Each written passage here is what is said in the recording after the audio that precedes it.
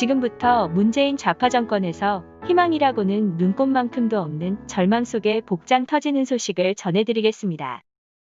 김소연 변호사가 달림은 영창으로 문구가 적힌 현수막을 보고 국가원수 모독이라 생투집을 잡고 아주 생난리를 떨고 있는 득개문 일동들을 향해 역시 득개문들 무슨 국가원수 모독이냐 오바들 하신다라며 한가위 달림 바라보면서 저절로 노래가 나오는 마음만은 따뜻한 명절을 보내라는 덕담을 한 건데 상상력들도 풍부하셔라라고 썼습니다. 또 당신들은 감히 국가원수를 두고 노래랑 엮어 불어난 생각을 한 그 죄를 어떻게들 감당하시려고? 라고 덧붙이기도 했습니다. 그러면서 아쉽게도 국가원수 모독죄는 민주화운동을 거쳐 1988년도에 폐지됐다. 부들부들하는 소리가 막 들리는 듯하여 안타까운 마음이 든다. 그런데 2020년 신독재 정권이 들어선 것인지 스물스물 부활하려는 기운이 감돌고 있다라고 비난했습니다. 김소연 변호사는 득개문 여러분, 여성 청년 약자인 저에게 좌표 찍고 악성 댓글로 괴롭히시면 페미니스트 대통령님 속상해하신다라고 비꼬았습니다. 해당 소식에 네티즌들은 참신하고 재미있습니다. 누드와 합성이나 문자 폭탄 18원 기부보다 격이 있고 우아한 현수막입니다라며 지금 이 시국에 가장 시의적절한 현수막 문구입니다. 기발하고 멋집니다. 응원합니다라는 댓글로 김소연 변호사의 현수막 문구에 호응했습니다. 정세균 총리에 이어 이제 하다하다 추미애까지 나서서 오는 10월 3일 개천절에 예정돼 있는 서울 광화문 등 도심 집회와 관련 엄정히 대응을 검찰에 지시했다고 밝혔습니다. 특히 드라이브스루 시위를 변형된 방식이라고 표현하며 불법적 집회에 철저히 대응하라고 했습니다. 이에 대해 법조계에선 코로나 전파 가능성이 비교적 적은 차량 시위까지 금지하는 것은 과잉 금지라는 지적이 나왔습니다. 정치권 역시 군사 정권 때나 볼 수 있던 조처가 부활했다는 비판이 나오고 있습니다. 추미애의 이와 같은 조처에 대해 진중권 씨는 이날 페이스북을 통해 코로나 긴급조치 이후 발령. 지금이 유신 시절도 아니고 오공겸 상황도 아니고 잘하는 짓이라고 조소했습니다. 진중권 씨는 헌법재판소로 올라가도 법원의 드라이브스루 집회 금지 결정은 위헌 판정을 받을 것이라며 명백하고 현존하는 위험이 없는 한 국민의 기본권을 멋대로 제한하면 안 된다고 hir난했습니다. 이어 정부 방침은 일종의 코로나 보안법인데 여기서 민주당이 이미 자유주의 정당이 아니라는 사실을 알 수 있다고 꼬집었습니다. 추미애는 지난 17일 이웃집 아저씨의 오인과 추측을 기반으로 해설하며 아들내미의 특혜 휴가 의혹을 제기한 당직 사병이 당시 상황을 잘 모르는 것 같다고 주장했었습니다. 추미애 측 변호인은 당직 사병과 추미애 아들이 통화한 적이 없다고 주장했습니다. 더불어민주당 황희 의원은 SNS에 당직 사병 실명과 사진을 공개하고 도저히 단독범이라고 볼 수 없다며 배우설까지 제기했습니다. 하지만 당직 사병이 추미애 아들내미에게 전화를 걸어 휴가 복귀를 촉구한 것이 검찰 수사 결과 사실로 확인되자 당직 사병 측은 법적 대응을 시사했습니다. 황희 더불어민주당 의원은 결국 사과하고 당직 사병 좌표를 찍어 공격하던 여당 지지자들에게도 뒤늦게 자제를 촉구했습니다. 추미애 장관과 김어준 씨가 사과를 했는지 여부는 아직 알려지지 않았는데요. 언제까지 입을 굳게 다물고 있을지 지켜보겠습니다. 결국 추미애 아들내미 군휴가 특혜 의혹을 가장 먼저 폭로했던 당직 사병이 추미애 아들내미에게 복귀 독촉 전화한 게 사실로 확인되자 상당수 시민들은 분노했습니다.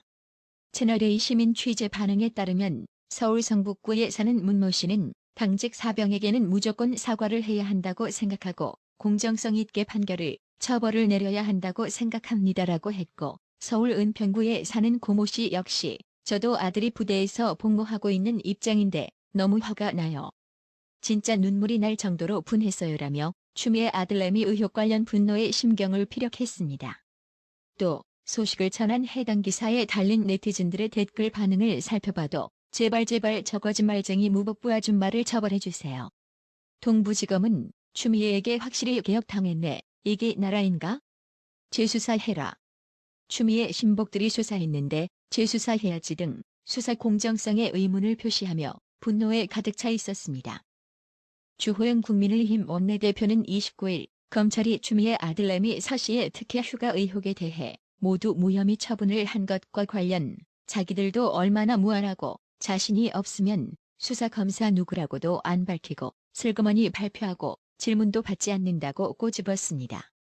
주호영 원내대표는 이날 오전 국회에서 화상으로 진행된 의원총회에서 어제 서울동부지검에서 추미애 아들내미 군 이탈 관련 이유되지 않는 이유로 모두 무혐의라는 무도한 일을 저질렀다. 아마 공무원 피살 사건으로 국민적 관심이 고조되고 추석 연휴가 시작돼 언론이 조금 조용한 틈을 타서 이렇게 사건을 덜어버리려는 것이라며 이같이 말했습니다.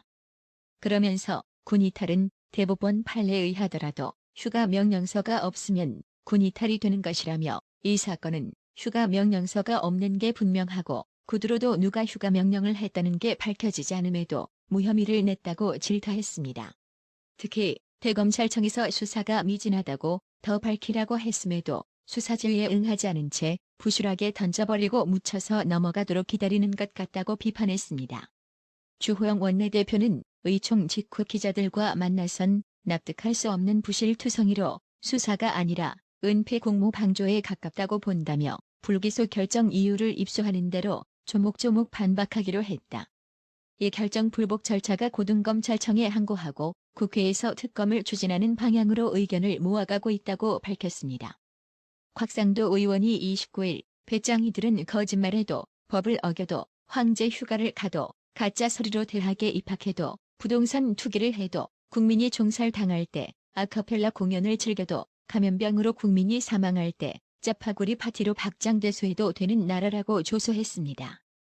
곽상도 의원은 이날 페이스북에 국민이 먼저가 아니라 평생 돈 벌어보지 않고 정권 놀이에 취한 배짱이가 먼저인 배짱이 천국이 되었다라며 이렇게 적었습니다. 그러면서 곽상도 의원은 반면 배짱이 나라 국민들은 코로나로 마스크 쓰고 다니느라 숨막히고 줄폐업과 매출 감소, 사라진 일자리, 집값과 전세 폭등, 국가 부채 급증 속에 세금 폭탄까지 맞은 채 잠 못 들고 있다고 했습니다.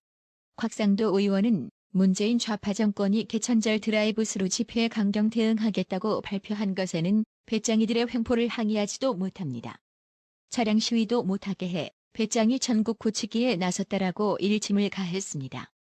곽상도 의원은 이런 꼴을 보기 싫어 뉴스를 아예 보지 않는다는 분들의 심정이 충분히 이해된다며 저도 배짱이들의 이런 꼴 보기 싫다고 직격했습니다. 곽상도 의원의 뼈 때리는 일침은 추미애 아들내미의 군휴가 특혜 의혹, 북한군에 피살된 우리 공무원 사건, 코로나로 인한 국내 첫 사망자가 발생한 당일 문재인이 봉준호 감독을 초대해 영화 기생충의 아카데미 사관왕을 축하한 일 등을 겨냥한 것입니다. 지금 문재인 좌파 정권이나 좌파 정치권이 피격당한 공무원 A씨에게 월북 프레임을 씌우려고 거의 발악을 하고 있는데요. 아니, 지근거리도 아니고 그것도 해상을 통해 47세 나이의 남자가 20km 넘게 헤엄을 쳐 월북한다는 게 가당키나 한 소리입니까? 더 한심스러운 건 우리 국민 북한이 자살할 때까지 그냥 방치해놓고는 그게 알려져 국민의 공분을 쌓니 뒤늦게 면피받아 보려는 개수작들입니다.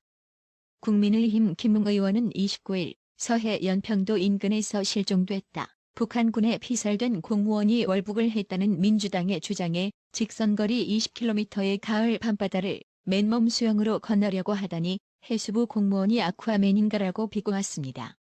김웅 의원은 이날 페이스북에 군이 당시 상황을 감청했고 감청 결과 월북 시도가 확실하다고 한다며 이렇게 적었습니다. 김웅 의원은 게다가 이 공무원은 월북임을 알리는 신분증도 놓고 갔다는 것이 상식적인지 모르겠다며 총구 앞에서 살려고 다급하게 월북 의사를 밝혔을 수는 있겠지만 그가 아쿠아맨일 것 같지는 않다고 했습니다.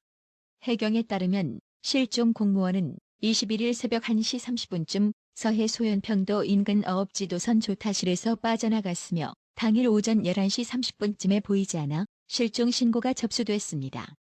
군 당국은 실종 다음 날인 22일 오후 3시 30분쯤 북한 해역 장선곶 인근에서 고속정에 발견됐고 그로부터 6시간 후인 저녁 9시 30분쯤 북한군에 피격당했습니다.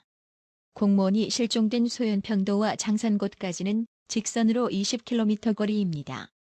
태영호 의원은 29일 우리 공무원의 북한군 사살 사건을 두고 윗선 지시 없이 경비청장의 결심으로 사격했다고 주장한 내용의 통일전선부 통지문에 대해 날조 가능성이 높다고 주장했습니다.